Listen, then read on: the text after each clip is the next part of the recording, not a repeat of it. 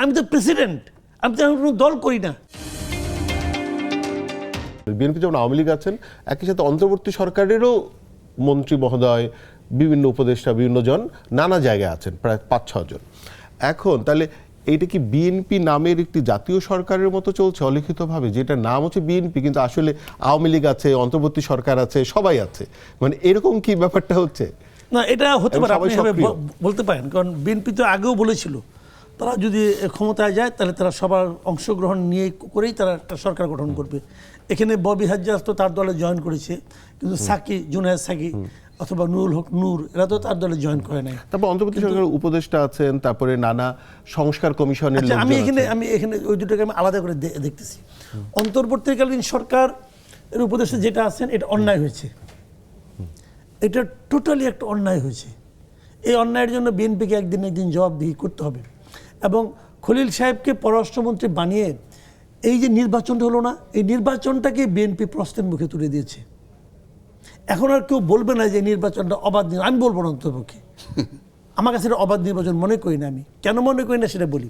যে অন্তর্বর্তীকালীন সরকার নামে যেটা ছিল ডক্টর ইউনূস, এটা বেসিক্যালি আমরা যে তত্ত্বাবধায়ক সরকার চাচ্ছি, অনেক দিন ধরে চাচ্ছি, বিএনপিও গত 15 বছর ধরে তাদের মূল দাবি কিন্তু একটা, যে নির্বাচন হতে হবে একটা তত্ত্বাবধায়ক সরকারের অধীনে। এটা কিন্তু বিএনপির মূল দাবি। এবং আওয়ামী লীগ কিন্তু এই জিনিসটাই কিন্তু বাতিল করে দিয়েছিল 11 সালে। তখন প্রশ্নটা হলো, তত্ত্বাবধায়ক সরকারের মূল ফরম্যাটটা কি? যে এমন একটা সরকারের অধীনে নির্বাচন হবে যে সরকারটা নির্বাচনে অংশ নেবে না অথবা নির্বাচনে বেনিফিশিয়ারি হবে না। এটি তো মূল কথাটা। তাহলে এটা কেমনি করে প্রমাণ হবে যে অন্তর্বর্তীকালে তত্ত্বাবধায়ক সরকারের কোনো সদস্য ওই সরকারের, তারা পরবর্তী সরকারের কোনো অংশ হবে না? এটা হলো বেসিক কিন্তু, এবং হয় নাই। 91 সাল থেকে যে আমাদের নির্দলীয় সরকার একটা ছিল, যে নামেই থাকুক, তাদের কোনো ক্যাবিনেট মেম্বার কিন্তু পরবর্তী সরকারের কোনো মানে পদে যায় নাই। এইবারই প্রথম এটা ব্রেক করা হলো। ব্রেক করে খলিল সাহেবকে সবচেয়ে গুরুত্বপূর্ণ একটা মন্ত্রণালয়ের দায়িত্ব দেওয়া হলো কিন্তু, খেয়াল করেন। তাহলে খলিল সাহেব তত্ত্বাবধায়ক অন্তর্বর্তীকালীন সরকারের কোন পদে ছিলেন? উনি ছিলেন নিরাপত্তা উপদেষ্টা। তো জাতীয় নিরাপত্তা উপদেষ্টার অধীনে কারা কাজ করত? নিশ্চয়ই ওই ভোলার জেলে না, মাছ ধরার জেলে তো ওনার আন্ডারে ছিল না।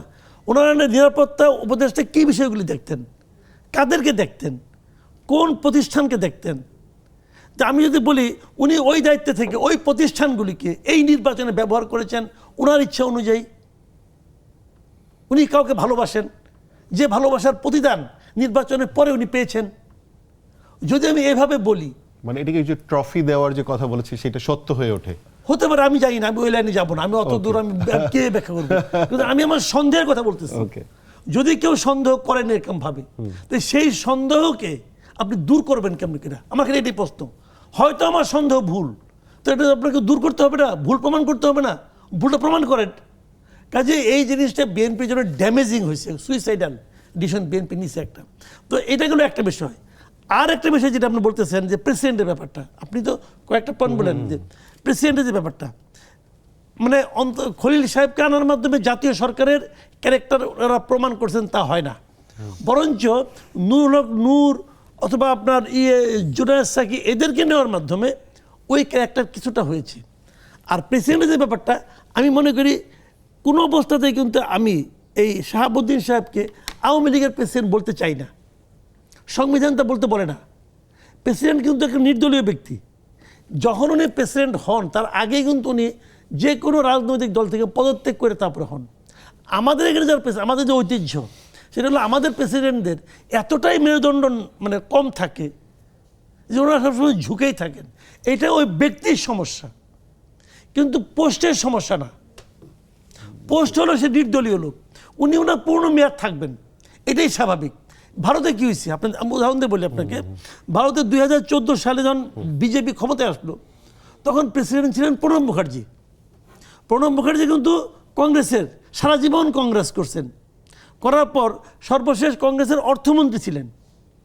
অর্থমন্ত্রী থাকা অবস্থায় তারপরে ওনাকে নিয়ে বানানো হলো প্রেসিডেন্ট। প্রেসিডেন্ট হওয়ার আগের দিন উনি কংগ্রেস থেকে পদত্যাগ করছেন। উনি কিন্তু পদত্যাগ করে প্রেসিডেন্ট হয়েছেন, খেয়াল করেন। যে কারণে বিজেপি 2014 সালে আসার পরও আরও 2 বছর কিন্তু উনি বিজেপির সরকার, বিজেপির প্রেসিডেন্ট ছিল প্রণব মুখার্জি। বিজেপি কিন্তু প্রণব মুখার্জিকে বলে নাই আপনি কংগ্রেসের প্রধান প্রেসিডেন্ট, এবং প্রণব মুখার্জি কিন্তু বিজেপির বিভিন্ন প্রোগ্রামে গেছে, যে বলছে, এবং ওখানে ওনার মেয়ে তখন দিল্লিতে কংগ্রেস করতো। কিন্তু প্রশ্ন উঠছে আপনার বাবা কি করে যায়, প্রণব মুখার্জি তো জবাব দিছে যে আমি তো প্রেসিডেন্ট, আমি তো কোনো দল করি না এবং আমি কংগ্রেসও করি না, কাজে আমি যে কোনো প্রোগ্রামে আমি যেতে পারি। উনি বিজেপির সরকার না, কিন্তু বিজেপির দলীয় প্রোগ্রামে অংশ নিয়েছেন উনি।